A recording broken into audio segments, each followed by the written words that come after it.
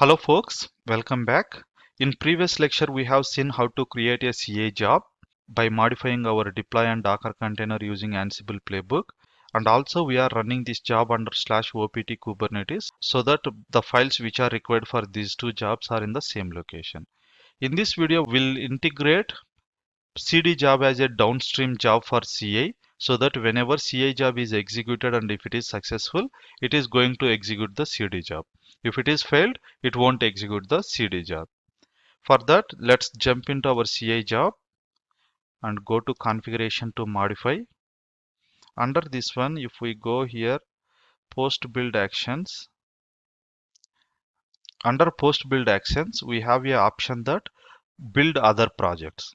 Let's choose the project and it comes above here. So I want to execute other project, that is deploy on container CD job. When do you want to deploy? Trigger only if build is stable, nothing but if this build is stable then only run it. We have another option is even though build is unstable or build fails, we can choose it, but we want to make sure that our CA job is success before executing CD. Apply and save it.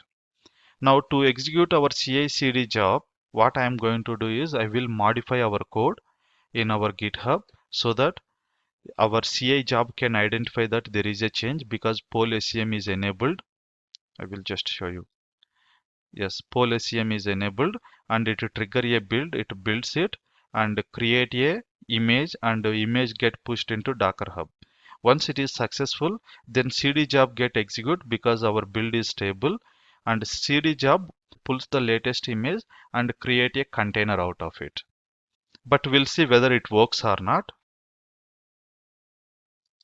What I will do before doing that, let me go to CD job as well. We have one build here. To make sure that both are having at the same level, let me build it one more time. Build one more time. What happened? We are just going to see deployment. You can see still your server is running from 47 minutes, nothing but previous deployment only, and even services also nothing changed. Why? Because there is no change in the image. Now we are going to change the image because we are updating the code, so we should see the new deployment. For that I am using my Jenkins server to modify our code. Let's log into our Jenkins. Take the public IP of our server, go to our sessions, SSH, IP address and key pair EC2 minus user, and we can change terminal which can, okay, I'm using this one, something differ. Okay, this is our Jenkins server. Become a root, clear the screen, ls, let me increase the font size, and we have hello world, cd hello world, web app, src main web app. Under this we have a file called index.jsp, so just edit it. This is what we can see in the browser, right? Even you can see here still, okay, sorry, here you can still see that hello, welcome to simple DevOps project deploying on a container using Ansible playbook. Same content is there. Now we are going to update it as a deploying on Kubernetes using Ansible playbook. Let's save it. Git add, git commit,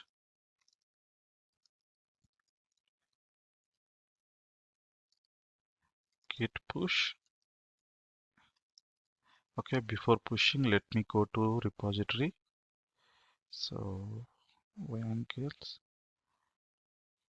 and hello world. You can see 16 commits are there. We are doing the 17th commit. Let's see. Yep, 17th commit is done. Now go back to our Jenkins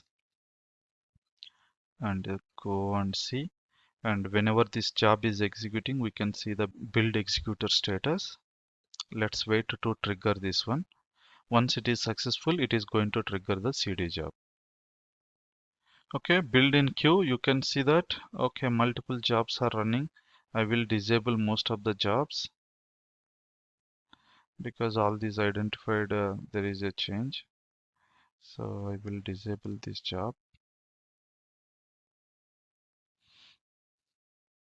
Next to Tomcat server, deploy on Tomcat server also. This also I'm going to disable. Our CA job.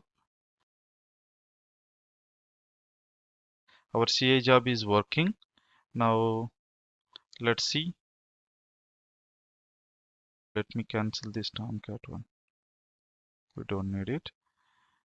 So our CA job is working. Once CA job is done, our CD job is going to initiate. So in the background, what will happen?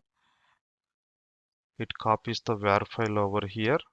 So date 1859, latest var file got created. See here, deployment on Kubernetes CD job is running. Okay, it's successful. Let's go. Yes, third build done. Let's review our deployment. Before that, let's see the latest image because there are changes in the code. So 86th commit should happen. Okay, 86th commit is done. And if I go to my cluster, I could see the new containers and pods, right? We'll see what happened. Get to deployment. You can still see that the deployment is 54 minutes, and also pods.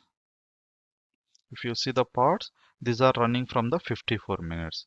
So what I'm trying to say here is, if there is a change in the image, it cannot able to pull directly until you have enabled versioning. Versioning nothing but each and every time there is a change in the code, come out from here. So each and every time there is a change in the code, we should update this file. Then only it create the new part. Otherwise it thinks that okay, image is same, so no need to create.